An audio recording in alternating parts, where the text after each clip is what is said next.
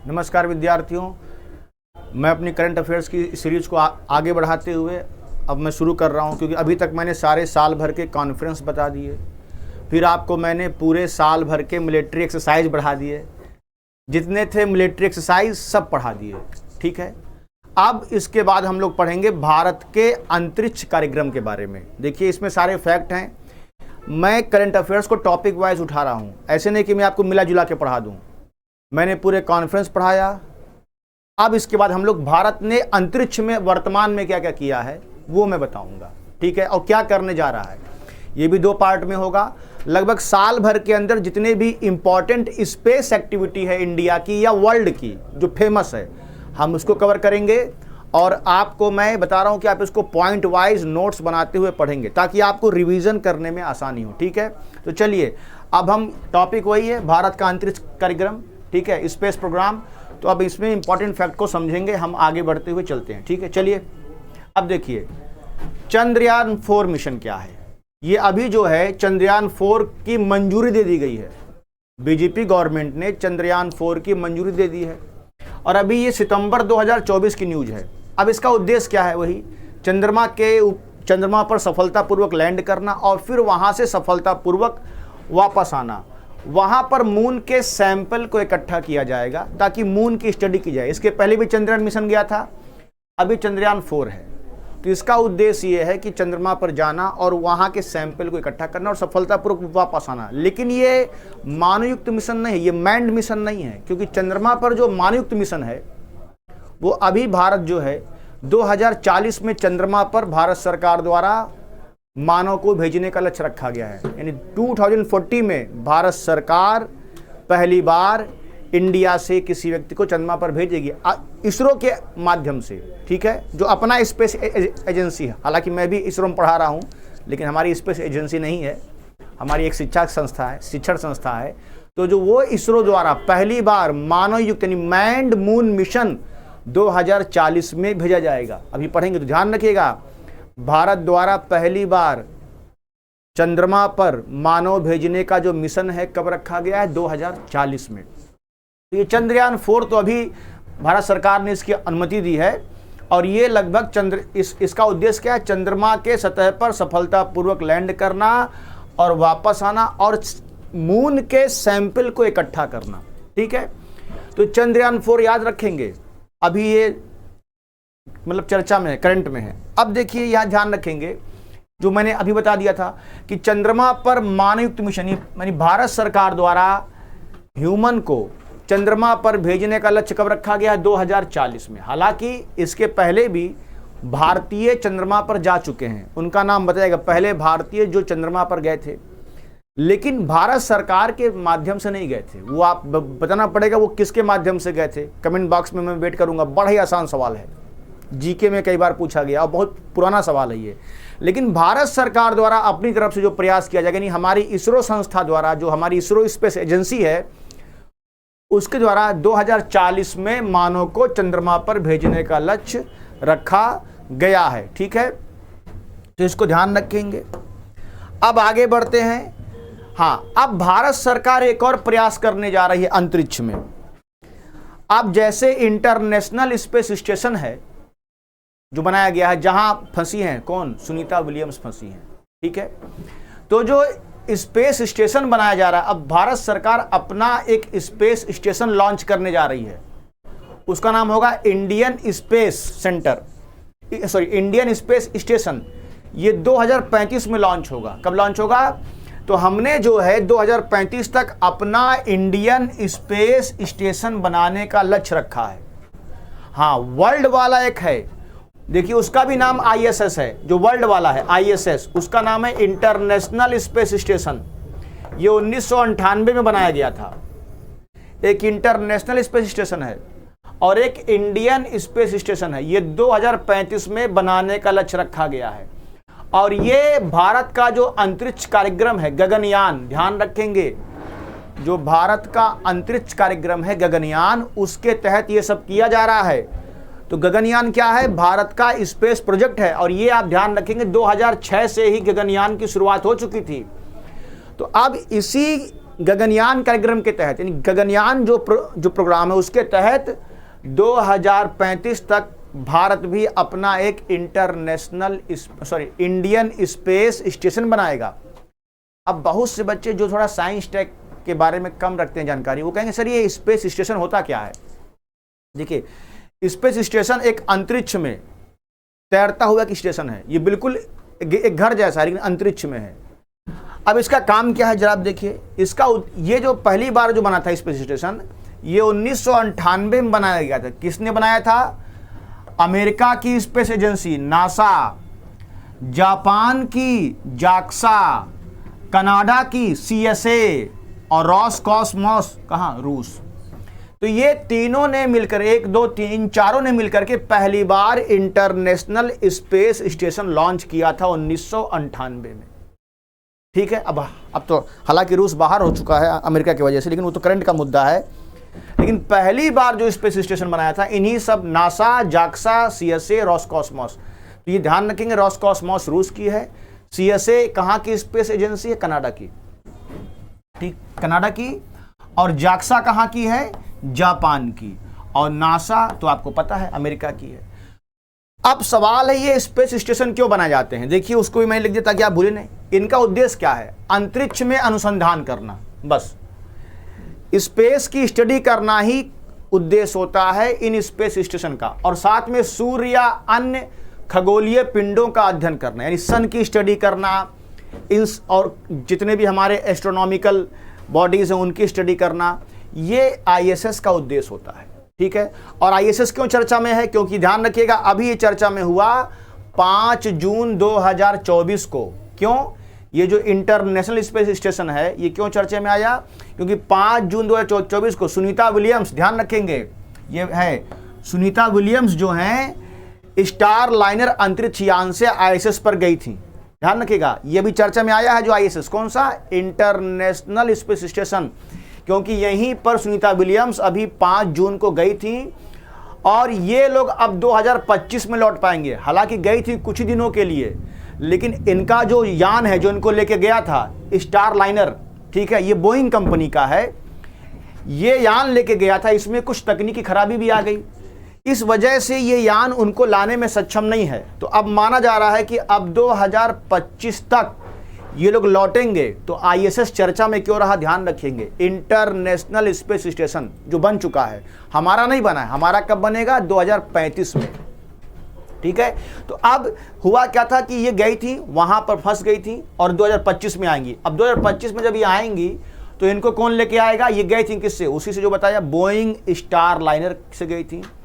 और ये Boeing star liner company का पहला मानवयुक्त, फर्स्ट मैन्ड फ्लाइट है, यानी बोइंग स्टार लाइन कंपनी का ये पहला मानवयुक्त अंतरिक्ष अभियान था। अभी तक इस कंपनी ने किसी भी मानव को स्पेस स्टेशन पे नहीं भेजा था।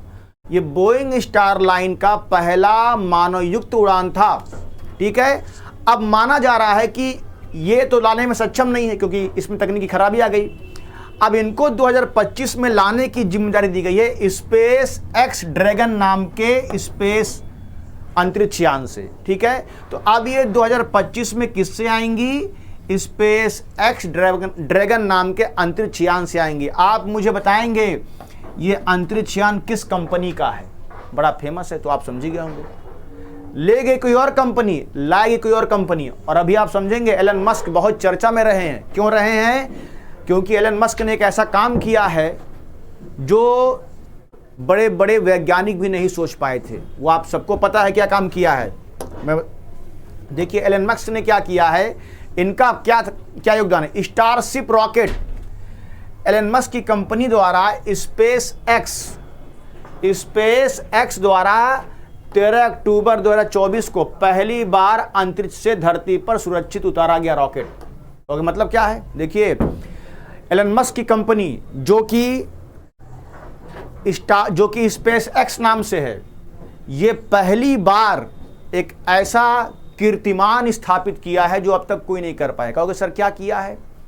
इन्होंने पहली बार अंतरिक्ष से धरती पर सुरक्षित उतारा गया रॉकेट, यानी कि एलन मस्क की कंपनी ने रॉकेट को अंतरिक्ष से धरती पर सुरक्षित उतारा। कहोगे सर क्या अब तक नहीं उतारा जाता था क्या? नहीं, क्योंकि पता है होता क्या था अब तक कि जो अभी तक ऐसा हुआ ही नहीं है कि किसी भी रॉकेट को पूरी तरह से धरती पर सुरक्षित उतारा जाए।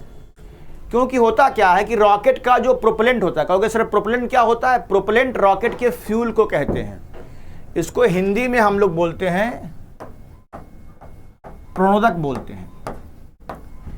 जो रॉकेट का जो फ्यूल होता है इसी को प्रोपेलेंट कहते हैं। जब रॉकेट का प्रोपेलेंट खत्म हो जाता है, यानी जब रॉकेट का फ्यूल खत्म हो जाता है, तो रॉकेट जो है अपने आप ही धरती पर गुरुत्वाकर्षण प्रभाव के कारण गिरता है और समाप्त हो जाता है। तो ये अब दूसरी बार रॉकेट भेजना तो ये खर्चे का काम था, लेकिन एलन मस्क ने इसको बिल्कुल साबित करके दिखा दिया कि जिस तरह से रॉकेट को हम धरती से अंतरिक्ष में भेज सकते हैं, उसी तरह से हम अंतरिक्ष से धरती से वापस भी ला सकते हैं।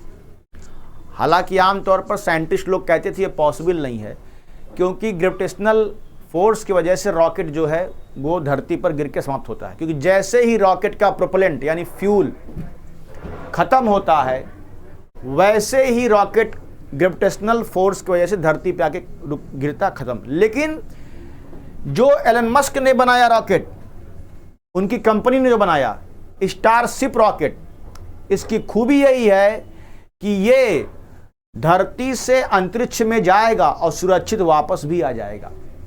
माना जा रहा है कि ये पहला ऐसा एक अब तक धरती पर किया गया ये बहुत बड़ा स्पेस प्रोग्राम में, यानी अंतरिक्ष विकास के कार्यक्रम में, यानी स्पेस डेवलपमेंट प्रोग्राम में ये एक बहुत बड़ा इनोवेशन है। मतलब नव प्रवर्तन है, इनोवेशन है, जो अभी तक नहीं किसी ने किया था। यानी नासा जैसी स्पेस एजेंसी भी इस काम को नहीं कर पाई। तो याद रखेंगे, हमारा स्पेस स्टेशन कब बनेगा? 2035 में। इंटरनेशनल स्पेस स्टेशन क्यों चर्चा में है, बता दिया था, ठीक है। और ये मैंने बताया कि स्पेस एक्स की कंपनी द्वारा जो बनाया गया रॉकेट है, जिसका नाम स्टारशिप है, वो क्यों चर्चा में रहा। हाँ, तो इतनी बातें आपने समझ ली। अब हम बात करेंगे वेनस ऑर्बिटर मिशन। कहेंगे ये क्या है? वेनस ऑर्बिटर मिशन जो है, आप ध्यान देंगे कि जो वेनस ऑर्बिटर मिशन है, ये भारत द्वारा वीनस ग्रह पर भेजा जाने वाला एक अभियान है, ठीक है। तो वीनस का अध्ययन करने के लिए हम लोग भी लॉन्च करेंगे, ठीक है। तो वीनस की स्टडी करने के लिए 2028 में जो है रॉकेट को या सैटेलाइट को लॉन्च किया जाएगा वीनस की स्टडी करने के लिए, ठीक है। और लगभग ये 1236 करोड़ रुपए का प्रोजेक्ट है। तो भारत द्वारा वीनस की स्टडी करने के लिए जो सैटेलाइट लॉन्च किया जाएगा, वो कब किया जाएगा? 2028 में, ये ध्यान रखेंगे। और भारत द्वारा अंतरिक्ष में मानव युक्त अभियान कब शुरू होगा? 2040 में। हमारा इंटरनेशनल स्पेस स्टेशन कब बनेगा? 2035 में, ठीक है। और ऑलरेडी इंटरनेशनल स्पेस स्टेशन है, वो कहाँ है? बना दिया जो 1998 में किसके द्वारा बनाया गया? ये बनाया गया था जाक्सा, कॉस्मॉस, ये रॉसकॉस्मॉस, CSA और कौन सी कंपनी थी? ये नासा। तो इन सब ने मिलकर के इसको बनाया है, ठीक है। तो 1998 में से बना है और अभी तक कार्य कर रहा है। और ISS क्यों चर्चा में रहा है, मैंने बता दिया, क्योंकि वहीं पर फंसी हैं कौन? सुनीता विलियम्स, ठीक है। किस यान से गई थी? स्टार, ये बोइंग कंपनी का था। और किससे वापस आएंगी आपको बताना है। जिससे वापस आएंगी वो जो अंतरिक्ष यान है स्पेस एक्स ड्रैगन, ये किस कंपनी का है? इतना तो आपको हिंट मिल ही गया होगा। हाँ, अब मैं आपके एक सवाल पूछता हूँ GS के पर्पज से। आप मुझे कमेंट बॉक्स में जवाब देंगे कि इंटरनेशनल स्पेस स्टेशन, ये जो इंटरनेशनल स्पेस स्टेशन है, ये अंतरिक्ष में यानी हमारे वायुमंडल के किस लेयर में है? क्वेश्चन याद रखिएगा, इंटरनेशनल स्पेस स्टेशन हमारे वायुमंडल के किस लेयर में है, ठीक है। और दूसरा सवाल मैं आपसे ये पूछूंगा कि अंतरिक्ष में कार्बन लाइन क्या होती है? कार्बन लाइन, ये आप मुझे बताएंगे। मैं कमेंट बॉक्स में दो चीजों का वेट कर रहा हूं कि हमारे वायुमंडल में जो इंटरनेशनल स्पेस स्टेशन है वो वायुमंडल के किस लेयर में है, और हमारे वायुमंडल में यानी अंतरिक्ष में, समझिए इस वायुमंडल की बात कर रहे हैं, तो वायुमंडल में आईएसएस किस लेयर पे है और कार्बन लाइन क्या होती है, ये कार्बन लाइन क्या है और ये किस लिए बनाई गई है स्पेस में। तो इन दो सवालों के जवाब आप कमेंट बॉक्स में देंगे। हाँ, थोड़ा सा ये टेक्निकल है तो इसमें आपको बहुत सी चीज़ों को ध्यान में रखना पड़ेगा। हाँ, इसीलिए मैंने जो लेक्चर बनाया है ये सारे भारत के स्पेस कार्यक्रम को ध्यान में रख करके ही जो है वो बनाया है, इसको ध्यान में रखेंगे। ठीक है, तो सारे मैंने बता दिया है। और अब मैंने पिछले क्लास में आपको सारी बातें जो है बता दी थी, जितना भी है आपका कॉन्फ्रेंस और क्या कॉन्फ्रेंस के साथ साथ सारे सैन्य अभ्यास, तो उनको रिवाइज करते चलिए। और अभी आज का लेक्चर थोड़ा छोटा है, कल इसके पार्ट 2 के साथ आएंगे। इन्हीं सब बातों को रिवाइज करते हुए हम लोग आगे बढ़ेंगे और स्पेस भारत के अंतरिक्ष कार्यक्रम की और भी रोचक जानकारियों को इकट्ठा करेंगे। तो आप इसको बहुत ध्यान से पढ़ें, क्योंकि साइंस टेक का मैटर है, बहुत से बच्चों को दिक्कत होगी, इसलिए मैंने थोड़ा एक्सप्लेन करके बहुत धीमे धीमे समझाया है कि आईएसएस क्या है, क्या स्पेस स्टेशन का वर्क क्या है। हाँ, लेकिन 2 सवाल का जवाब दीजिएगा जो मैंने आपको बताया है। ठीक है, तो फिर मिलते हैं एक बेहतर क्लास में। धन्यवाद।